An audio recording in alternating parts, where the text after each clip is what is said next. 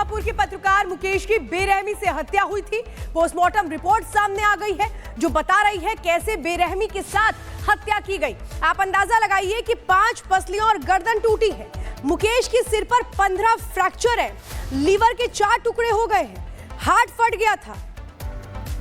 Septic tank में पत्रकार मुकेश का शव मिला था। एसआईटी ने हैदराबाद से मुख्य आरोपी सुरेश चंद्राकर को गिरफ्तार किया है, लेकिन जिस बेरहमी के साथ हत्या की गई, पोस्टमार्टम रिपोर्ट जब सामने आई तो हर कोई हैरान था। अंदाजा लगाइए कैसे एक के बाद एक सिर पर वार किया गया होगा। 15 फ्रैक्चर सिर पर आए हैं, यहां तक कि आप समझिए लीवर के 4 टुकड़े हो गए, 5 पसलियां और गर्दन की हड्डी टूट गई। यानी पूरा शरीर किस तरह से ये बिल्कुल अंदाजा लग रहा है कि कैसे रॉड से पिटाई की गई, कैसे हथियारों से पिटाई की गई कि शरीर का एक एक हिस्सा चकनाचूर हो गया। एसआईटी टीम के द्वारा पत्रकार साथी मुकेश चंद्राकर के हत्या की घटना में शामिल फरार आरोपी सुरेश चंद्राकर की देर रात हैदराबाद में हिरासत में लिया गया। साथ ही साथ इस प्रकरण में अब तक सुरेश चंद्राकर के अलावा 3 आरोपियों की गिरफ्तारी पहले ही की जा चुकी है, जिसमें रितेश चंद्राकर, दिनेश चंद्राकर एवं महेंद्र रामटेके शामिल हैं। साथ ही साथ मामले में विस्तृत पूछताछ की जा रही है। तो देखिए किस तरीके से बर्बरता यहाँ पर बढ़ती गई। इसके अब तमाम जो सबूत है वो छन छन कर सामने आने लगे हैं सूत्रों की तरफ से, ये तमाम दावे। और आपको बता दें बीजापुर के पत्रकार की बेरहमी से हत्या किस कदर की गई है, ये तमाम जो तथ्य निकलकर सामने आ रहे हैं वो दर्शा रहे हैं। मुकेश की पोस्टमार्टम रिपोर्ट से खुलासा हुआ है मुकेश के सिर पर 15 फ्रैक्चर्स थे, 5 पसलियां और गर्दन टूटी हुई थी, लीवर के 4 टुकड़े हो गए थे और हार्ट फट गया था। सेप्टिक टैंक में मिला था पत्रकार मुकेश का शव। एसआईटी ने हैदराबाद से मुख्य आरोपी सुरेश चंद्राकर को गिरफ्तार किया है। आपको बता दें लगातार देखिए किस तरीके से, और यहां पर देखिए किस तरीके से अब तमाम खुलासे हुए हैं।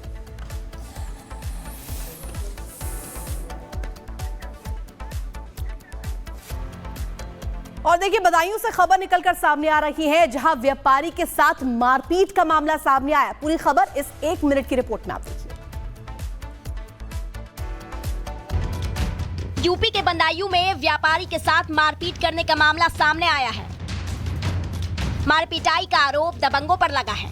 ये पूरी घटना सीसीटीवी में कैद हो गई, जिसमें साफ दिखाई दे रहा है कि किस तरह से व्यापारी पर दबंग लात घूसों की बरसात कर रहे हैं। हालांकि वो खुद को बचाने का भरपूर प्रयास करता है। इसके बाद पीड़ित ने पुलिस से शिकायत दर्ज कराई। दरअसल मामला पैसे के लेन देन को लेकर बताया गया।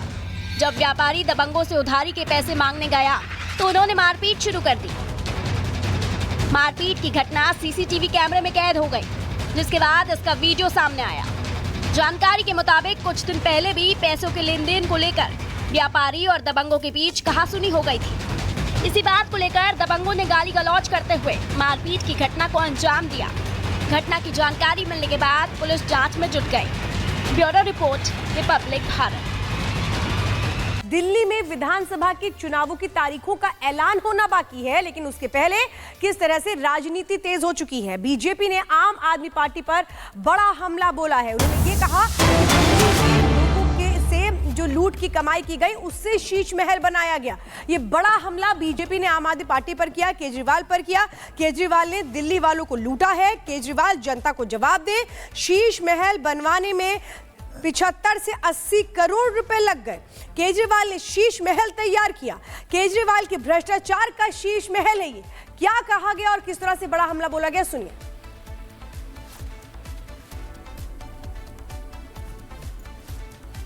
तो देखिए वार पलटवार का सिलसिला लगातार जारी है। एक तरफ पोस्टर वॉर हो रहा है तो दूसरी तरफ जो बीजेपी है वो शीश महल को लेकर के लगातार केजरीवाल पर हमलावर है। केजरीवाल को दिल्ली का ख्याल नहीं है, दिल्ली वालों को लूटा है और अपना शीश महल तैयार कर लिया गया। 75 से 80 करोड़ रुपए में शीश महल बनाया गया है। भ्रष्टाचार का खेल खेला गया। ये बड़ा मुद्दा इस वक्त बनाने की कोशिश चुनावों के दौरान बीजेपी की ओर से। सीएजी की जो 2022 तक की रिपोर्ट बताती है वो सिर्फ बंगलों का जिक्र कर रही है कि इस बंगले में ब्यूटिफिकेशन के नाम पर 33 करोड़ 71 लाख खर्च किए गए और ये इन्वेंट्री 23 और 24 की अभी जोड़ी नहीं गई है। अगर ये पीडब्ल्यूडी की इन्वेंट्री जोड़ दी जाए जिसमें अभी टॉयलेट सीट का जिक्र नहीं है, वो गोल्ड प्लेटेड टॉयलेट कहाँ गए, तो ये मामला जाकर 75 से 80 करोड़ के लगभग बनता है। अरविंद केजरीवाल, शीश महल, हमने तो एक वानगी दिखाई है आपको, इसके अंदर के काले कारनामे कैसे दिखेंगे। और जो हमारी जानकारी है, अगर वो कोशिश कर रहे हैं हम आपके सामने लाने की, फाइलों पर हस्ताक्षर किस किस के हैं, पीडब्ल्यूडी के अधिकारी बना रहे हैं, लेकिन इनके परिवार के सदस्य उस फाइल पर सिग्नेचर करते हैं कि फला फला ठेकेदार की पेमेंट इमीडिएट कर दी जाए। आएगा वो कागज़ भी सामने आएगा तो आपके सामने दिखाएंगे कि आखिर इस भ्रष्टाचार के खेल में अरविंद केजरीवाल के साथ और कौन लोग हैं जिन्होंने दिल्ली को लूटने का काम किया है, दिल्ली को ठगने का काम किया है, दिल्ली को धोखा देने का काम किया। अरविंद केजरीवाल, ये है तुम्हारी काली कमाई के कारनामे। तुम अभी सिर्फ शराब घोटाले में जेल गए हो, अभी तो ये शीश महल बाकी है और तुम्हें दिल्ली की जनता को जवाब देना होगा। तुम्हें दिल्ली की जनता को जवाब देना होगा कि ये पैसा आया कहाँ से आया ये पैसा। ये जो इन्वेंट्री का पैसा है, क्योंकि पीडब्ल्यूडी ने तो लिख के भेज दिया कि ये पैसा हमने नहीं दिया है, हमने नहीं लगाया है।